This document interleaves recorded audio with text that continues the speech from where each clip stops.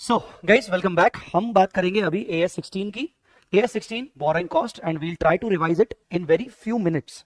ठीक है, AS16 क्या है? Borrowing cost. सबसे पहले बोरोइंग कॉस्ट में दो टर्म्स आ रहे हैं, एक और है बोरोइंग और दूसरा कॉस्ट। बोरोइंग मतलब लोन, तो लोन से रिलेटेड जो कॉस्ट होती है उसी को बोलते हैं बोरोइंग कॉस्ट। अब सबसे पहले शुरुआत करेंगे उसकी डेफिनेशन से। सो बोरोइंग कॉस्ट की डेफिनेशन क्या कहती है? बोरोइंग कॉस्ट की डेफिनेशन में लिखा हुआ है कि मतलब ऐसा कोई भी कॉस्ट जो या तो इंटरेस्ट के नेचर का हो, किसके नेचर का हो? इंटरेस्ट के नेचर का, या बोरोइंग से रिलेटेड कोई दूसरा कॉस्ट हो which is incurred for the arrangement of funds. Funds को अरेंज करने के चक्कर में अगर आपकी इंटरेस्ट की कॉस्ट लग रही है या फिर आपकी कोई दूसरी कॉस्ट लग रही है। सर दूसरी मतलब यहां पर हम डिस्कस करेंगे। तो अगर ऐसी कुछ कॉस्ट लग रही है तो उसको बोलते हैं बोरोइंग कॉस्ट। शॉर्ट में बोरोइंग कॉस्ट मतलब interest cost plus other cost. अब AS16 ने 5 एक्सक्लूसिव पॉइंट्स दिए हैं, 5 एक्सक्लूसिव पॉइंट्स दिए कि ये 5 चीजें बोरोइंग कॉस्ट में आएंगी। पहला क्या? इंटरेस्ट। इंटरेस्ट चाहे लॉन्ग टर्म हो चाहे शॉर्ट टर्म लोन पर हो, इंटरेस्ट हमेशा बोरोइंग कॉस्ट होगा। सेकंड चीज क्या बोली गई है? Finance charges in case of leasing. जो AS19 के अंदर तुम लीजिंग पढ़ते हो उसके अंदर लेसी की बुक्स में जब फाइनेंस लीज बुक किया जाता है तो लेसी भी फाइनेंस चार्जेस निकालता है, इंटरेस्ट ऑन लीज लायबिलिटी निकालता है। उस इंटरेस्ट ऑन लीज लायबिलिटी को भी क्या कहते हैं? Borrowing cost. तीसरा एंसिलरी कॉस्ट, जैसे कि बैंक आपसे प्रोसेसिंग फीस ले रहा है लोन लेने के लिए, आप कोई ब्रोकर को कमीशन दे रहे हो, आप कोई स्टैंप ड्यूटी फीस पे कर रहे हो, तो एंसिलरी कॉस्ट भी बोरोइंग कॉस्ट आती है। पर याद रखिएगा एंसिलरी कॉस्ट का अमोटाइज पार्ट ही बोरोइंग कॉस्ट होगा। क्या पार्ट होगा? Amortise part. अब आप बोलोगे अमोटाइज पार्ट क्या होता है? अगर आपने लोन लिया है 10 साल के लिए, तो 10 साल के लिए आपने लोन लिया और आपका एंसिलरी कॉस्ट लगा है 2 लाख रुपए का, तो 2 लाख रुपए डिवाइड बाय 10 साल, तो कितना हुआ साल भर का? 20,000। अगर आपने लोन लिया है ईयर के मिड में तो ये हो जाएगा 10,000। तो मंथ वाइज प्रोपोर्शन के हिसाब से आपका बोरोइंग कॉस्ट माना जाएगा। ठीक है, फिर चौथी चीज आती है डिबेंचर के रिस्पेक्ट में। स्पेशली अगर आप डिबेंचर को डिस्काउंट पे इशू कर रहे हो तो आपका नुकसान है, ये आपकी अदर कॉस्ट हो गई, मतलब बोरोइंग कॉस्ट हो गई। अगर आप डिबेंचर को प्रीमियम पे रिडीम कर रहे हो तो भी आपका नुकसान है, तो प्रीमियम भी आपकी बोरोइंग कॉस्ट हो गई। तो जो भी डिस्काउंट या जो भी प्रीमियम आप डिबेंचर के इशू या डिबेंचर के रिडम्पशन पर देते हो वो उसका भी amortized part will be the borrowing cost. और last but not the least, जब आप फॉरेन करेंसी लोन लेते हो, क्या लेते हो? फॉरेन करेंसी लोन आप फॉरेन रेट पर लेते हो, फॉरेन करेंसी में लेते हो, तो फॉरेन करेंसी जब आप लोन लेते हो तो आपको एक्सचेंज लॉसेस आते हैं। और exchange losses to the extent of saving and interest, अगर यही लोन आप लोकल करेंसी में लेते तो कितना आपका इंटरेस्ट लगता, जिसकी वजह से आपका इंटरेस्ट सेव हो गया। तो इस वजह से हम बोलते हैं कि exchange loss to the extent of saving and interest, मतलब एक्सचेंज लॉस और saving and interest which ever is lower will be the borrowing cost. अगली चीज आती है बोरोइंग कॉस्ट में क्वालिफाइंग असेट। क्वालिफाइंग असेट क्या क्या हो सकती है? क्वालिफाइंग असेट पीपीई हो सकती है, क्वालिफाइंग असेट इंटेंजिबल असेट हो सकती है, क्वालिफाइंग असेट इन्वेस्टमेंट प्रॉपर्टी हो सकती है, क्वालिफाइंग असेट इन्वेंट्री हो सकती है। बट ये कोई भी असेट क्वालिफाइंग हो सकती है, मेन कंडीशन है ऐसी कोई भी asset that takes substantial time to get ready for use और सेल। सब्सटेंशियल टाइम मतलब ज्यादा समय ले उसको यूज रेडी होने में। That takes what time? Substantial time. Substantial time to get ready for use for intended use or sale. Guys understood or not? ऐसे case में हम उसको बोलेंगे क्वालिफाइंग असेट। सब्सटेंशियल टाइम का मतलब होता है 12 महीने या उससे ज्यादा। But a period lesser than 12 months, let us say 10 months, 9 months, can also be considered as substantial period of time depending upon two the circumstances. कई बार तो क्वेश्चन में ही आपको कह दिया जाएगा कि 9 मंथ, 7 मंथ और 8 मंथ को हम सब्सटेंशियल मान रहे हैं, तो आपको बिना सोचे समझे क्वालिफाइंग असेट उसको माननी है। अंडरस्टूड और नॉट? ठीक है, नीचे वाला पार्ट आपके लिए रेलेवेंट ऐसा नहीं है, बस वो बता रहा है कि इन्वेंट्री ऑलमोस्ट 90-95% केसेस में क्वालिफाइंग असेट नहीं होती है, क्योंकि इन्वेंट्री बहुत ही रेगुलर इंटरवल में बनती रहती है। बट ऐसी कोई इन्वेंट्री है जो रेगुलर इंटरवल में नहीं बन रही है, जो बहुत ही कम क्वांटिटी में बन रही है और क्या बोलते हैं दैट टेक सब्सटेंशियल टाइम, उसको हम फिर ऐसे केस में क्वालिफाइंग एसेट बोल सकते हैं। बट उसके लिए आपको देखना पड़ेगा कि क्या वो रिपीटेटिव बेसिस पे बनाई जा रही है इन्वेंट्री, क्या वो लार्जर क्वांटिटी में बन रही है। अगर ऐसा है तो माइट भी वो क्वालिफाइंग एसेट ना हो, क्योंकि रिपीटेटिव बेसिस पे आप बार बार बना रहे हो तो इसका मतलब वो क्वालिफाइंग एसेट नहीं होगी। पर यहीं पर जैसे शिप, एयरक्राफ्ट, ये रिपीटेटिव बेसिस पे नहीं बनते, ये लार्जर क्वांटिटी में नहीं बनते, 1 बन गया, 2 बन गया, मैक्सिमम 10 बन गए, तो ऐसे केस में उनको क्वालिफाइंग एसेट बोल सकते हैं। गाइस अंडरस्टूड और नॉट? फिर हमने डिस्कस किया था कि सर बोरोइंग कॉस्ट का ट्रीटमेंट क्या होगा। तो हमने सिंपल सा बोला कि बेटा बोरोइंग कॉस्ट को या तो तुम कैपिटलाइज करोगे या तो बोरोइंग कॉस्ट को तुम P&L में लेके जाओगे। अब कैपिटलाइज कब करोगे?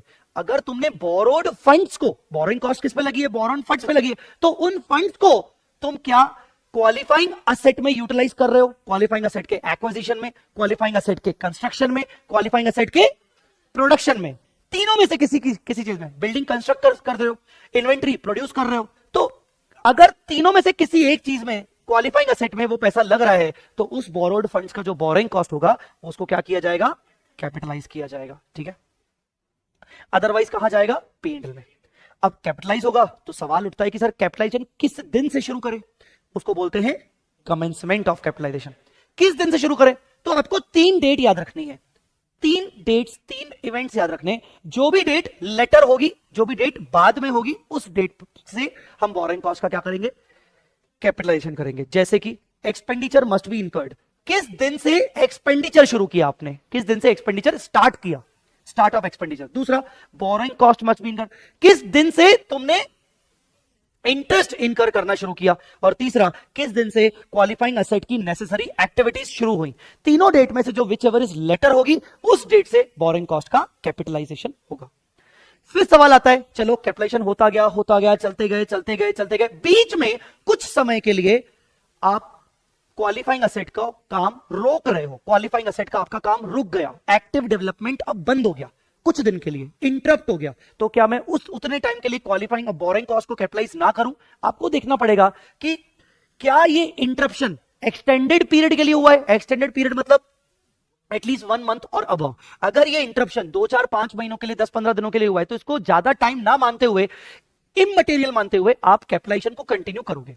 दूसरा, आपको एक और देखना पड़ेगा कि जो आपका ये इंटरप्शन हुआ है, ये अवॉइडेबल रीजन की वजह से था कि अनअवॉइडेबल। अगर अवॉइडेबल रीजन की वजह से था, मतलब तुम कायदे से ये इंटरप्शन रोक सकते थे, मतलब इंटरप्शन नहीं होता, अगर तुम प्रॉपर स्टेप्स लेते तो इंटरप्शन नहीं होता, पर ये इंटरप्शन हुआ कुछ अवॉइडेबल रीजन की वजह से, तो यस डेफिनेटली उतने पीरियड तक तुम बोरोइंग कॉस्ट को कैपिटलाइज नहीं करोगे, P&L में लेके जाओगे। पर अगर रीजंस आर अनअवॉइडेबल, जो तुम्हारे कंट्रोल के बाहर है, फिर ऐसे केस में तुम्हारी गलती नहीं है, तुम कैपिटलाइजेशन को कंटिन्यू करते चलो उसी पीरियड के लिए, ठीक है ना।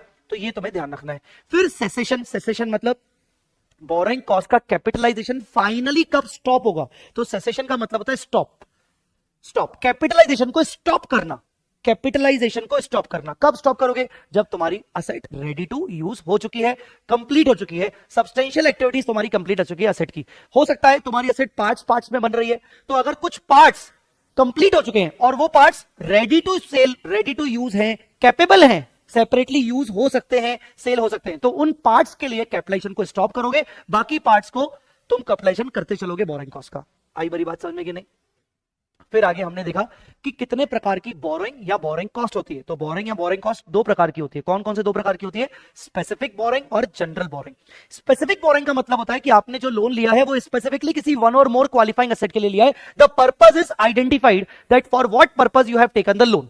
और जनरल बोरोइंग में पर्पस आइडेंटिफाइड नहीं होता। जनरल बोरोइंग मल्टीपल भी हो सकती है, या एक ही जनरल बोरोइंग को आपने मल्टीपल क्वालिफाइंग एसेट्स में अप्लाई किया होगा, या even qualifying as well as non qualifying assets में अप्लाई किया होगा। तो उसके अकॉर्डिंग आपको देखना है कि वो जनरल है कि स्पेसिफिक है। अगर आपकी स्पेसिफिक बोरोइंग कॉस्ट है जो कि किसी स्पेसिफिक क्वालिफाइंग एसेट के लिए ली गई है, तो उसका जितना भी इंटरेस्ट आएगा, मतलब बोरोइंग कॉस्ट आएगा, वो पूरा का पूरा उसी क्वालिफाइंग एसेट में जाके कैपिटलाइज हो जाएगा।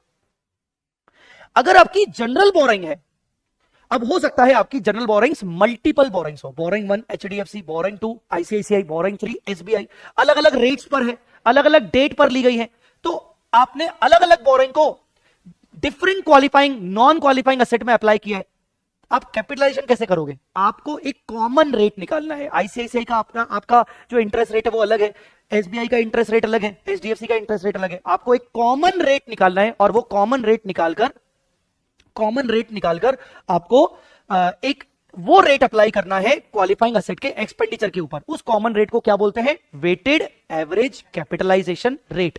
इसको वेटेड एवरेज बोरोइंग रेट भी कहते हैं, WABR या WACR। ये कैपिटलाइजेशन रेट कैसे निकलता है, कैपिटलाइजेशन रेट निकालने के लिए टोटल आपको बोरोइंग कॉस्ट लेना है, आपका कुल मिला के कितना बोरोइंग कॉस्ट है साल भर का, SBI का कितना आया, ICICI का कितना आया, HDFC का कितना आया, whole divided by total borrowing कितनी थी आपकी आउटस्टैंडिंग ड्यूरिंग द ईयर। अब अगर आपकी बोरोइंग SBI की जो लोन थी वो पूरे 12 महीने बोरोइंग आउटस्टैंडिंग थी, तो SBI का जो लोन अमाउंट है multiply by 12/12।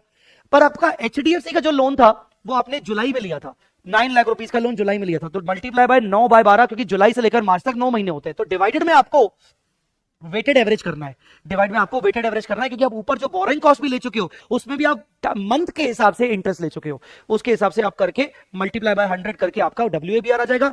Once you get your WABR, आप वो WABR किसके ऊपर अप्लाई करोगे? एक्सपेंडिचर के ऊपर अप्लाई करोगे, और एक्सपेंडिचर की भी अगर डिफरेंट डिफरेंट डेट दी हुई है तो आप उसमें मल्टीप्लाई करोगे नंबर ऑफ मंथ्स के या नंबर ऑफ डेट्स के हिसाब से, डेज के हिसाब से। गाइस अंडरस्टूड और नॉट? एक्सपेंडिचर में क्या क्या आता है? एक्सपेंडिचर में जो भी आपने आज तक क्वालिफाइंग असेट के ऊपर खर्चा किया है वो, अगर पिछले साल कोई बोरिंग कॉस्ट कैपिटलाइज की थी तो वो भी ऐड हो जाएगी। करंट ईयर में आपने जो भी कैश पेमेंट्स किए हैं, नॉन कैश एक्सपेंसेस आपने बुक किए हैं, वो सब, अगर आपको कोई ग्रांट मिली है तो माइनस करोगे, क्योंकि वो पैसा आपको रिफंड आ गया एक तरीके से। आपको कुछ प्रोग्रेस पेमेंट मिला है, आप अपने क्लाइंट के लिए कोई बोरिंग क्वालिफाइंग असेट बना रहे हो, क्लाइंट ने आपको कोई प्रोग्रेस पेमेंट कर ली है, तो वो आप उससे आपका लोन अमाउंट कम हो जाएगा कहीं ना कहीं, तो आपका इतना एक्सपेंडिचर बनता है कैपिटलाइजेशन के पॉइंट ऑफ व्यू से।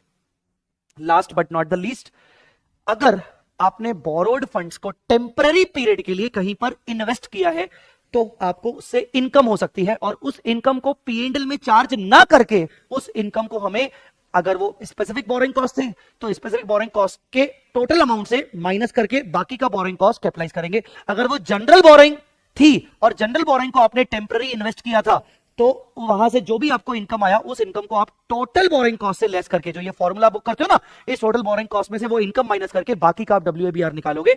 मतलब जो भी आप टेम्पररी इन्वेस्टमेंट करके जो आपको पैसा मिल रहा है वो पैसा आप P&L में डायरेक्टली नहीं डालोगे, क्योंकि आपने टेम्पररी इन्वेस्टमेंट किया है बोरोड फंड्स का, तो इसीलिए बोरिंग कॉस्ट से माइनस करोगे। तो that was basically the borrowing cost.